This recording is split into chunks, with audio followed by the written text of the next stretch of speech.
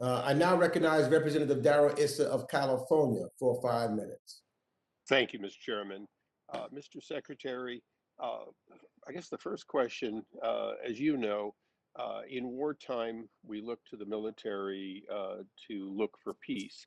And in peacetime, we look for you to conduct many times things which are warlike.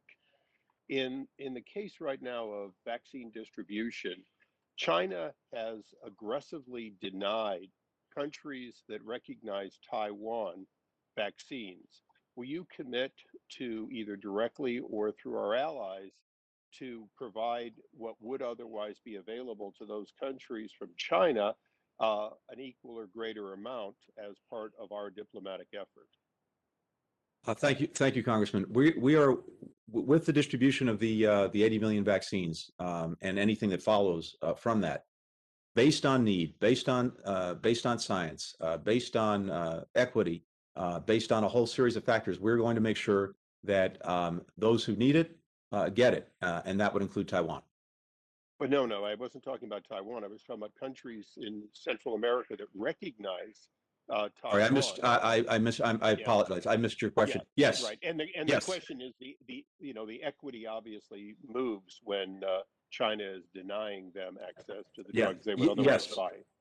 Yes, absolutely. And I think in the first allotment, the 25 million, about 6 million or so are dedicated to our own hemisphere, including Central America.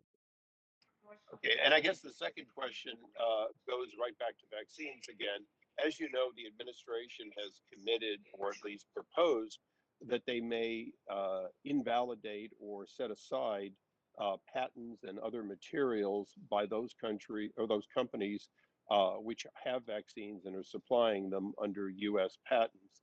And I know that I'm not asking you to go against policy, but from a practical standpoint, isn't one of your mandates to promote and defend our historic recognition of patents and trademarks and intellectual property? And from an equally practical standpoint, 6 months from now, essentially, won't the entire world have had an opportunity to receive from one or another source at least the current vaccine? Thank you. Yes, I'm protecting patents, protecting trademarks, protecting intellectual property is very much a part of our mission, our national mission, and the State Department's mission. In this case, first of all, as you know, this would be a very lengthy process, but a very narrow, issue-bound, time-bound exception. That's what's being discussed. As we've looked at it, Congressman, I think the challenge we have is this.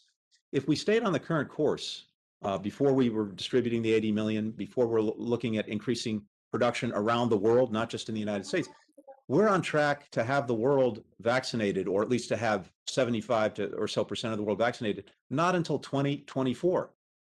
And even if we're fully vaccinated, as you know, that doesn't do it, because variants start to perk up, spread, come back. Yeah, and if I can quickly please.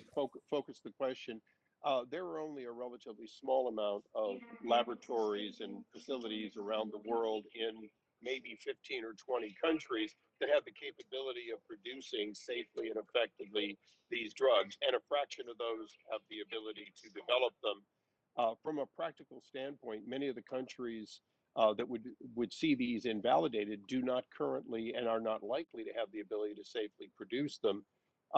And of course, the technology, if it became widely available, would give China and some of our other adversaries, Russia, access to technology that allows them to compete.